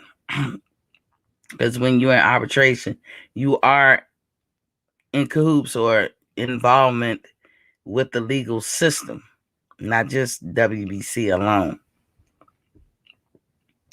And I put down here just of notes.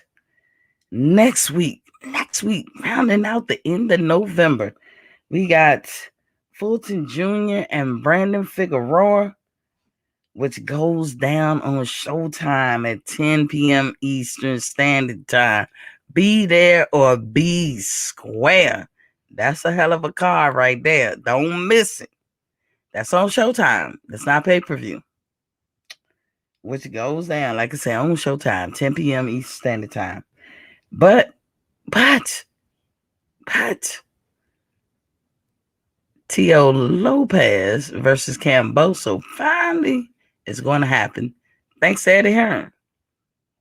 It's going to be on the Zone. That's a good one, too. I'm anxious to see that fight. I don't know shit about their undercard. Don't really care. I haven't heard anything to make me care. I'm not saying they don't got a good undercard. I don't know nothing about it. But that particular fight is going down that same day. But that one started at 8. So you really not going to have no conflict with the main event between Brandon and Cool Boy Step versus Tio and Cambosa. There's not going to be no conflict. But there may, if Tio has an undercard, there may be some overlap or conflict with each one of theirs undercard. But I'm going to prioritize it for you. Go to Showtime. Go to Showtime because you got Raees Aleem. You don't ever want to miss that. Now, you don't want to miss that. That dude and that dude, William Cepeda, that just fought on the Zone this past weekend. I'm going to tell you, anytime them two dudes fight, it ain't about the big name. It will take you back to why you love boxing in the first place. You don't want to miss Raees Aleem. You don't want to miss him at all. Whoever gets in there with him, they better know they better work. In my RuPaul voice, you better work. Because if you ain't come there to work, you're going to get seriously hurt up in there. And then you got my boy Antonio Russell Jr., Gary Antonio. He on there. That's a workhorse too. So between Lopez and Cambosa and Kuboy Step and Figueroa, I would go with Kuboy Step and Figueroa on Showtime for the free. If you already have Showtime, if you got a subscription to Showtime, it's not going to cost you no money, is what I'm saying. But Showtime definitely costs you some money every month. The Zone, the good thing about the Zone, if you miss the fight totally, you can always go back and catch it. You can look at it on demand on the Zone. So you ain't going to miss nothing there. But yeah, as I said, my priority is Showtime. I'm rolling with Cool Boy Step.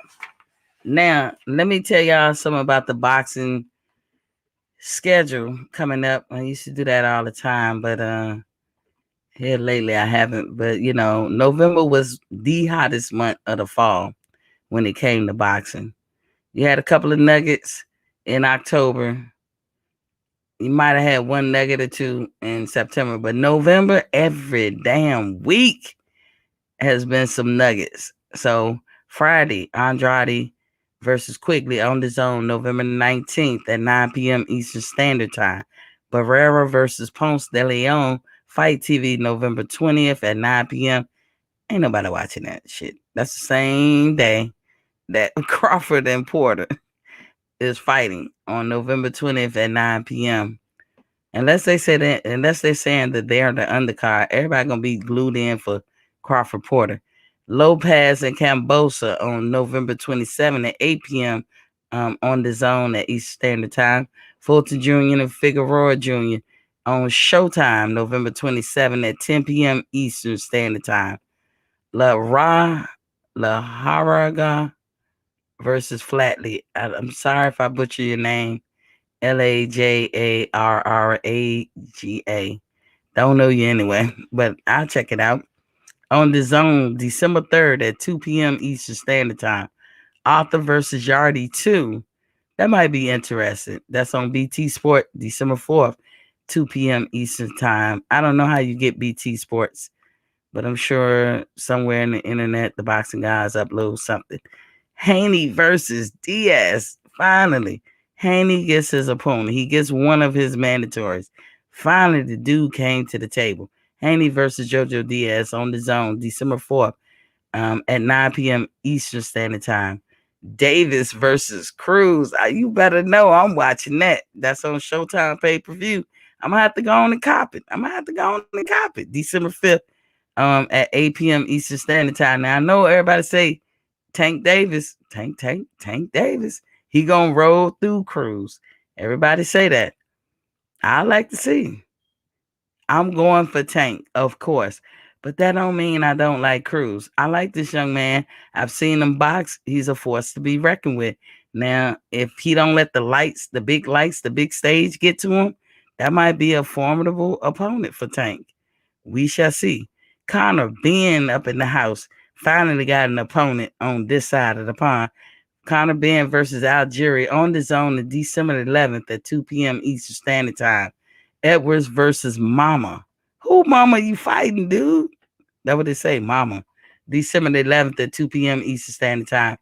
It don't say where or who. I don't even know who these folks is. Eubank Jr. versus Williams on Sky Sport, December 11th at 2 p.m. Eastern Standard Time. December 11th is a big day. Lomachenko versus Comey, ESPN, December 11th at 10 p.m.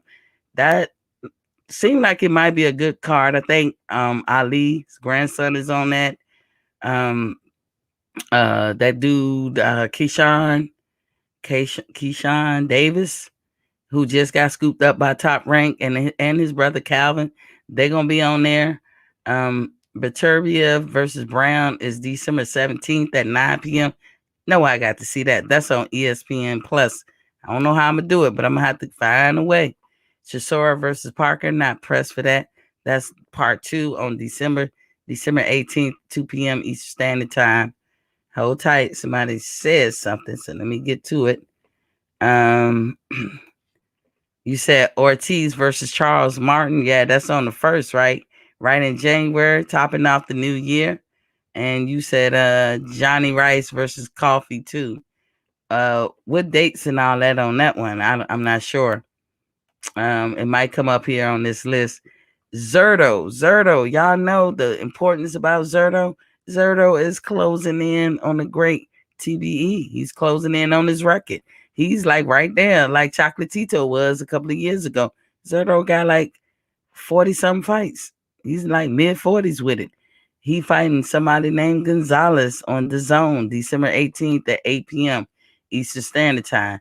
They stalling on the boy Zerto. Zerto calling everybody out.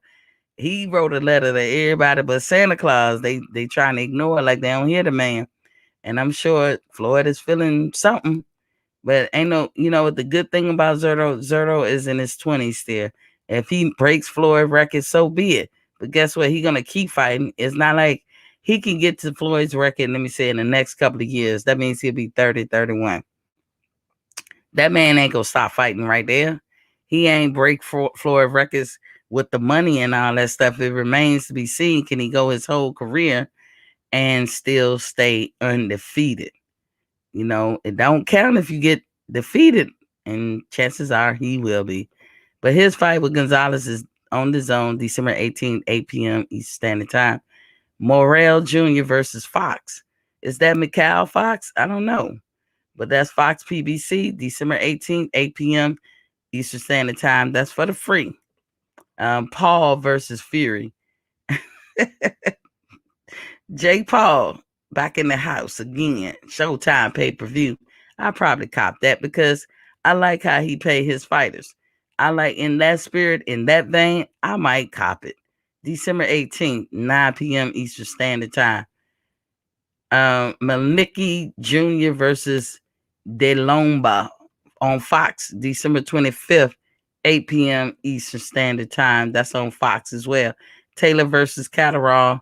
That one we've been waiting for. Josh Taylor versus Catterall. Josh is keeping his word and going and giving that man a fight. That's on Sky Sports and ESPN Plus. That's February 26th. One of them got sick recently. Something happened. They had to postpone it. Neither one of them wanted that to happen. But I forgot the story because I mentioned it in the episode. But that's going to be at 2 p.m. Eastern Standard Time. So You said same car with Ortiz. Oh shit. Okay. Okay. You know I gotta check out Ortiz. Now, you said Alante Fox fighting not Mikhail. Okay. I stand corrected. There you go. Keep me on track. Keep me on track. I just see Fox. I was thinking, Mikhail, you got back in there. Good for you. Um, Let me see. So I wanted to read this. All jokes aside, I wanted to read this about this fighter. I don't know much about him. Around this time, I probably wasn't looking at fighting that much. His name was Don Carey. Some of y'all probably know him as a superb fighter, um, and he was, a great fighter. He's now age 60, and he is long since retired. His son sent out a message for help, and I'm just reading it just so I could say I supported what his son was saying. And I do support what his son is saying. But I'm just one person. If somebody in here happen to look at this and know somebody that knows somebody that knows somebody to help somebody, then hey, it was worth it. He said, "Hello, all. I'm speaking on behalf of my father, Donald Carey, today. A champion of the world of boxing, one of the greatest welterweights of all time. However, today I'm asking for help, not in a monetary way, but to spread awareness, hopefully to find a solution for retired athletes with head trauma and symptoms of CTE. For the last 3 years, I've tried to find help for my father to possibly get a CT scan or have mental evaluations take place, but living far away and him not being able to travel correctly have dampened that situation. I have not been able to figure out how to do so. My father has declined mentally since I was in high school. He now sits in jail again, where he has spent quite a bit of my childhood, teenage, and adult years. I didn't feel for him at first when I was younger because I was unaware and uneducated on the CTE and mental health. I didn't realize what was going on. I had no idea why we would sit on the phone and he would ramble for hours. He would ask me for the same question multiple times in the conversation. He will forget where I went to school after telling him hundreds of times or forget where I live. My family members will say he will talk to himself in the bathroom for periods at a time. He would randomly be aggressive to someone. And instead, some feedback I receive, or when I look at people's comments from the internet, people say, that's just the way it is. He's crazy. I went to a pawn shop in the Dallas Fort Worth area where a fan reached out to me because there was a memorabilia and the family photos that were probably sold in auction. And the employee said, I heard he was on drugs. It was disheartening to hear that, knowing that what truly is going on. And he said, then for the first time in my life, I spent the weekend with him when he was inducted into the Hall of Fame, Boxing Hall of Fame. There I could see he had trouble walking down a hallway. He would lean on the wall while walking and seemed impaired. He would need assistance with simple things and tasks. He would be confused about going to different events that we talked about before getting there. The last thing that broke me down was during the final day, I heard great, thoughtful speeches from commentators like Teddy Atlas, former champions Julian Jackson and Buddy McGirt, and more. All of their families were there to support them. I tried to prepare a speech for my father for months, and he never wanted to really get to it.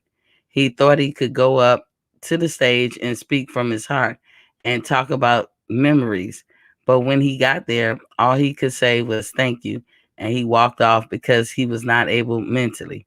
Things like this dishearten me because I know the reason why he is like this. But unfortunately, CTE and mental health is something that's new to us all in 2001. He has more than likely broken relationships because of this disease, and I'm here to apologize on his behalf. The only person who continually takes him back after verbal or physical assaults or more is my aunt. But at this point, she does not know what to do. I don't know what to do. The last thing I could think of is to ask all his fans, supporters, friends, and former business colleagues for help before he hurts someone hurts him, or he hurts himself. There is no infrastructure in place that I'm aware of for athletes, especially boxers, that can get the help or treatment that they need for mental health and CTE. I'm asking you to tag ESPN, Top Rank, the WBA, Floyd Mayweather, Mayweather Promotion, or any higher ups or large entities who focus on mental health to help spread awareness around this, so there can be resources for retired boxers, athletes that may have early symptoms of mental health and CTE, and they can get the help they need before it's too late. Thank you. His name was Donald Curry. So I felt that that was important to read. Some of you might even know this man or know of him and watch him in the ring, watch his greatness. So I did my part. I read it. I really don't know who they could turn to, because I don't know boxing to have like a group insurance type thing for people later in life. And I wouldn't know how that works. A lot of boxers make a lot of money. And is it anybody's fault? And this is a serious question. Is it anybody's fault that, you know, at the tail end of their career, or when they get older, that they messed over their money, for lack of a better word, when they were younger? It'd be like Floyd asking for help when he's 85, to get his arm fixed because he broke it or something. We'd be like, Floyd, all that damn money you made, what happened? You know, can people get duped out of their money? A lot of things can happen. But the man, he got CTE. I think that sports overall in general should get better with that. It's enough people in the pool to do a big pool where you can have medical that covers you, when you get older. Like everybody who's playing sports now can put into a pot, but it only pays out to people that's older, kind of like Social Security. And a lot of people don't like Social Security. They didn't favor it, but it was a good thing. Social Security was not a social program. You paid into it. But that can be some kind of medical setup for those of you who don't make it. Now, if you got money like Floyd or whoever, and you got that kind of money, of course you wouldn't use what's in the pot. But whatever reason is, we can't reduce them to children, or like they beneath people, by saying like, you fucked up your money, screw you or whatever. You gotta take it as they come. But hopefully that's something that can be fixed. I mean, between soccer, hockey, football, basketball, what else, boxing, between a lot of sports, tennis maybe, um if they took a small minute percentage of people's pay to pay into a group insurance for those of them who fell on their luck and need help with medical bills. Is that a lot to ask? That's the question I'm gonna leave y'all with. Is that a lot to ask? I don't think it is. I mean, I think it's something that can easily be done. Some people could feel like, why should I pay for?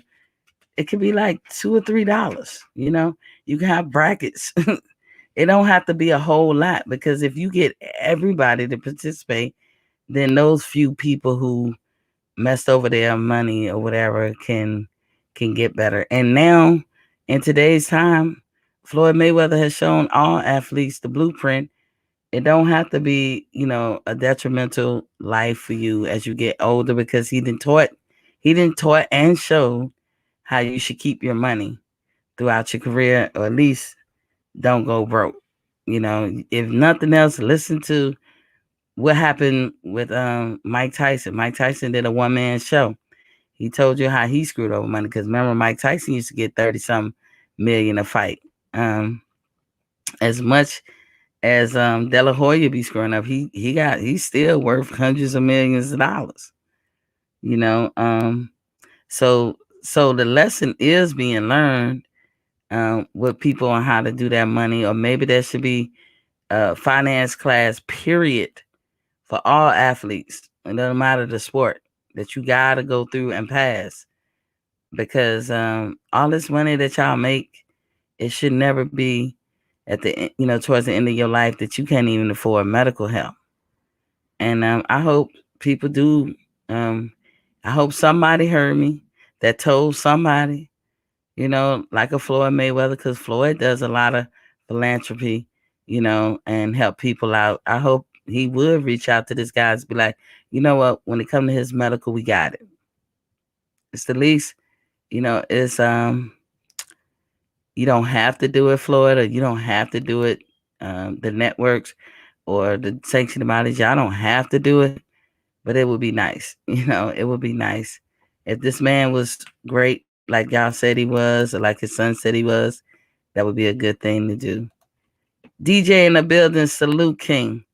So I just felt like I should read that, and hopefully y'all take that and take it elsewhere and let it have wings and get to the right people, fall on the right ears. But remember, when you know better, you do better. To y'all young athletes, I don't care what sport you getting into, take a finance class. You don't have to go for a whole degree, but definitely learn your numbers, learn your ratios, learn your percentages. If none there, learn how to count, property. Take also a contract law. This should be like a build up of classes that sport people should take. And it should be taught not like kind of like on a college level, but in like it's like a survival kit. You need to take finance, math of some kind.